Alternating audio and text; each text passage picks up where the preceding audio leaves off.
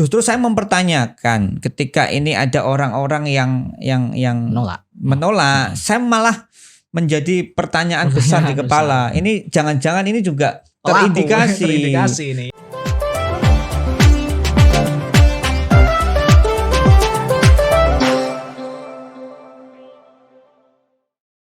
Kembali lagi di Ngoleksi. Ngobrol Golek Solusi. Ya. Pada sore hari ini kita akan membicarakan hal-hal yang kemarin sempat kita singgung ya, mengenai fenomena-fenomena tindakan asusila ya Pak ya. Apa Pak? Tindakan asusila. Jangan dipertegas. Jangan dipertegas Pak, nanti jatuhnya kena sensor. Sensor. Ya, seperti itu. Ya, tindakan-tindakan asusila ini ya Pak Arya, ini tuh sering merambah ke berbagai kalangan, terutama adalah kaum rentan. Kaum rentan ini terdiri dari anak-anak, perempuan, bahkan kaum disabilitas atau kaum-kaum berkebutuhan khusus seperti itu. Tindakan asusila yang motifnya terhadap kekerasan seksual. Dalam memandang kekerasan seksual kali ini, apa saja sih Pak menurut pandangan Pak Hartono ya dalam memandang adanya kekerasan seksual yang sering terjadi di lingkungan kita? Jadi kekerasan seksual ini kan tidak memandang umur ya, Singgih ya. Jadi bisa saja terjadi kepada siapapun. Pelakunya juga siapapun bisa. Kebanyakan untuk kekerasan seksual ini orang-orang terdekat. Orang-orang terdekat. Kita melihat kasus-kasus yang ada khususnya di Kabupaten Pati itu kan orang-orang sekitar, orang-orang yang pernah ketemu. Jadi bukan orang-orang baru lantas melakukan itu. Karena kan orang itu kan karena memandang ini wah ini ada potensi untuk dilakukan itu kan gitu. Kebanyakan kan seperti itu sih. Kayak di Kayen itu kan tetangganya dan sering ketemu, terjadi di musola kan kayaknya. Ya, malah di tempat ibadah itu. Tempat ibadah. Terus yang di Tayu itu kan tetangganya yang sering lewat begitu kan. Melihat hal-hal yang kurang menurut kita kurang baik terus dilakukanlah, terjadi hal semacam itu. Saya kira ini sangat darurat sekali untuk di Kabupaten Pati dan tentunya di tempat-tempat lain. Kalau untuk ini Pak, masalah jenis-jenis kekerasan seksual yang Bapak ketahui kan banyak nih, ada kekerasan seksual yang berupa kontak fisik, kemudian ada kekerasan seksual yang berupa verbal, kemudian ada juga kekerasan seksual yang berupa nyinyiran-nyinyiran melalui sindiran medsos seperti itu, yang bernada seksis seperti itu. Ini tentunya begini, kan ada yang memang kekerasan seksual ini langsung dilakukan, jadi berdampak kepada psikis juga, ya kan, yang terjadi yang sudah masuk ke proses hukum ini kan, yang langsung ini secara fisik kan.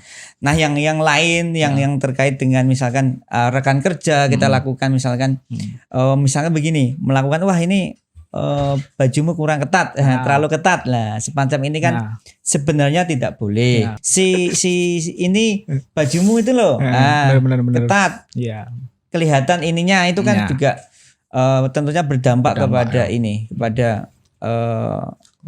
wanita ini. Seperti itu. Jangan sampailah kita menyakiti, gitu.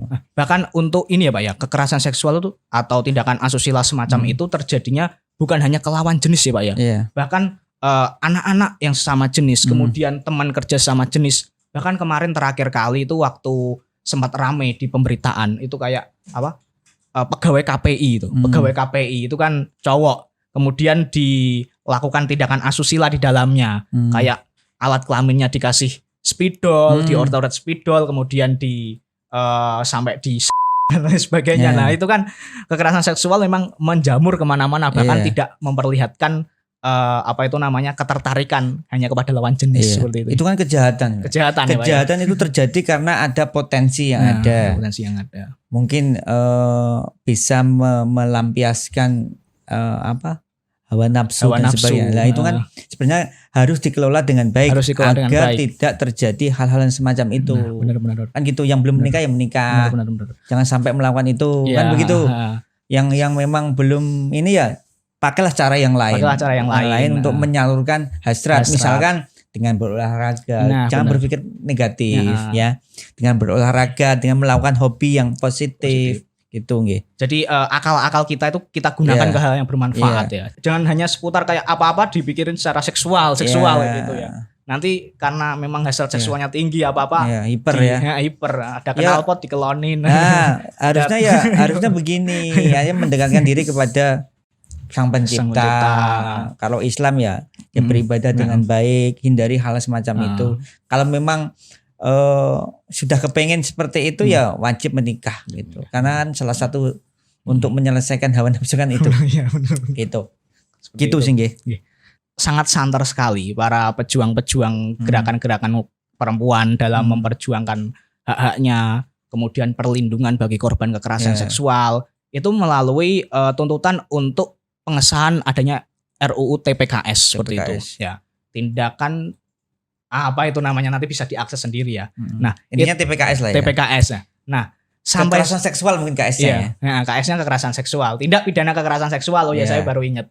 Nah, sampai sekarang bahkan muncul polemik adanya pro kontra di antara beberapa pihak. Ada yang mengatakan bahwasanya RUU TPKS ini melegalisasi zina. Beberapa fraksi-fraksi di DPR RI itu menganggap bahwa RUU TPKS ini melegalkan zina. Padahal pada intinya ketika dibedah secara kajian-kajian keilmuan bersifat untuk melindungi para korban. Nah, dalam memandang adanya polemik pro kontra RUU TPKS dari berbagai macam sudut pandang, ini seperti apa sih Pak? Gitu. Artinya kan kalau RUU TPKS ini kan untuk melindungi korban kekerasan seksual ya. Artinya ini baik untuk perempuan. Benar. Nah, misalkan yang sekarang ini kok ada fraksi-fraksi yang memang menolak ya kita pertanyakan kenapa menolak kan begitu. Kalau saya ya secara pribadi sangat mendukung RUU TPKS agar wanita karena saya juga punya anak perempuan saya kira ini harus segera disahkan. Kita dorong itulah. Saya kira masyarakat Pati juga mendorong untuk disahkan. Asal ini memang baik untuk masyarakat. Artinya kan kemaslahatan masyarakat itu sangat penting dan di atas segalanya. Gitu. Ruang-ruang publik ya Pak ya. Misalkan ruang tempat kuliah, kemudian ruang birokrasi dan lain sebagainya, karena itu memang sulit terjangkau dengan adanya kayak gitu ya Pak ya. Nah kadang masyarakat itu ini ya takut ya untuk melapor. Takut melapor. Tapi ketika ini sudah terungkap satu nanti akan timbul banyak permasalahan. Seperti yang kasus yang terjadi di sana itu kan di kampus.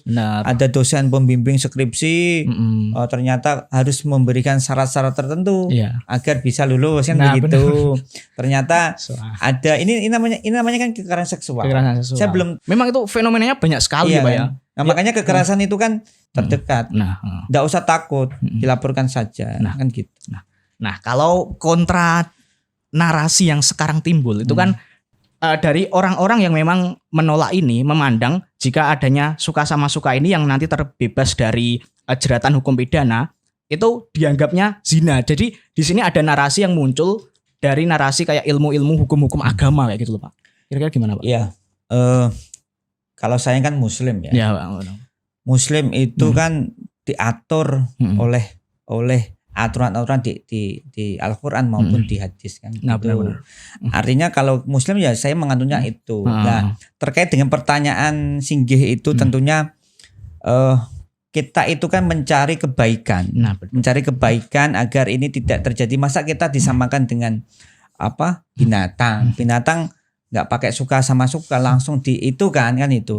Namanya manusia yang bermartabat. Itu kan karena manusia kan bermartabat kan begitu. Artinya ini tidak hanya suka sama suka, tapi kan suka sama suka harus yang namanya pernikahan kan begitu. Ini jangan-jangan terus kita harus kesakralan yang namanya ijab qabul ini dilakukan. Menurut saya lah ya. Itu untuk menggugurkan biar ini enggak berdosa, zina. Saya kira untuk agama-agama lain kan juga ada. Memiliki aturan tersendiri di agama non muslim lah ya. Itu saya kira kok ada aturan. Negara pun mengatur. Negara mengatur dengan perkawinan catatan sipil harus dicatatkan. Itu kan secara agama kita sah, secara agama catatan sipil juga kita sah. Gitu loh. Ketika menikah kok tidak secara negara, itu kan ketika punya anak akan ribetnya setengah mati, nggak punya hak-haknya kan, nggak bisa dapat ini kan begitu. Secara administrasi tidak terdata. Terus kalau dapat anak kan mempunyai hak-hak kan dari orang tua. Kalau nggak punya itu ya secara hukum kan tidak bisa dilakukan upaya hukum. Karena nikah siri itu tidak akan bisa melindungi ibunya dan anak-anaknya. Kasihan ini. Benar. Bukan berarti saya melarang loh, silahkan. Secara agama diperbolehkan. Tapi kalau bisa kan kita bagaimana istri kita nyaman, anak-anak kita nyaman, ya kita harus dengan agama dan memang negara. Itu kita harus lindungi itu. Nah, soal fenomena seperti itu, Pak, kan memang banyak ya Pak yang dibenturkan dari segi hukum agama terhadap adanya undang-undang yang memang sudah seharusnya itu ditujukan untuk melindungi para korban dan juga para kaum rentan. Nah, seperti itu. Sebisa mungkin jangan sampai kita jadikan sebagai alibi lah, atau kita jadikan sebagai alasan untuk hal-hal yang menyangkut soal agama, kemudian soal masalah kebaikan bersama, karena itu sebenarnya untuk kebaikan Anda sendiri, kebaikan kalian sendiri seperti itu. Adanya peraturan perundang-undangan yang ditujukan dalam hal melindungi adanya korban kekerasan seksual. Apalagi kan sekarang korban itu kan memang samar ya Pak ya. Ada yang mungkin orang yang belum sadar melakukan tindakan-tindakan verbal, namun itu tidak diamini oleh masyarakat sebagai tindakan kekerasan seksual, misalkan catcalling dan lain sebagainya kayak gitu. Nah, untuk bagaimana caranya orang ini untuk bersikap tanpa adanya undang-undang ini kan sulit ya. Adanya pasal-pasal hukum ini kan sulit karena dasar menghukum dari orang-orang pelaku-pelaku seperti ini. Iya. Berbangsa. Oh iya Pak, mohon maaf ini. Apalagi sekarang juga fenomenanya sangat dinamis karena pelaku-pelaku penegak hukum juga banyak yang menjadi pelaku-pelaku ini. Iya. Kan ada aturan-aturan yang tertulis maupun tidak tertulis. Tapi kebanyakan tertulis. Artinya kita kan harus anda password. Jadi ada aturan-aturan dari pengelola bahwa harus tidak boleh naik motor banter-banteran kan gitu kan, ada semacam itulah. Kan begitu. Terkait dengan RUU TPKS tadi ya kita sangat setuju. Justru saya mempertanyakan ketika ini ada orang-orang yang menolak, saya malah menjadi pertanyaan besar di kepala. Ini jangan-jangan ini juga terindikasi ini sarangnya mungkin jangan-jangan terindikasi. Kita tahulah yang namanya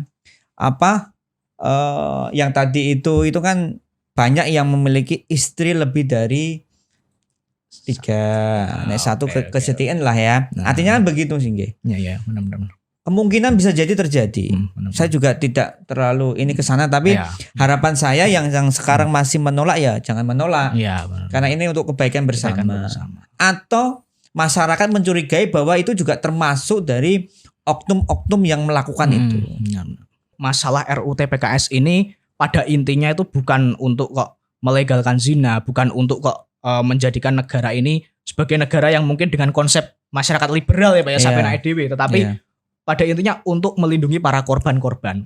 RUU TPKS ini ya Pak ya, kemarin kan sempat masuk prolegnas tahun 2023. Nah, sampai sekarang meskipun mayoritas fraksi di DPR RI itu sudah menyetujui menjadi RUU inisiatif DPR, tapi belum disahkan juga. Kira-kira apa sih Pak harapan Pak Hartono mengenai ini? Ya disahkan. Segera disahkan ya Pak. Karena kalau sudah mayoritas saya kira kok lebih cepat. Nah, pemerintah. Saya kira pemerintah sudah memikirkan hal ini dengan baik. Saya kira masyarakat khususnya saya pribadi mendukung sangat cepat nanti dipercepat lah ya untuk disahkan. Ya.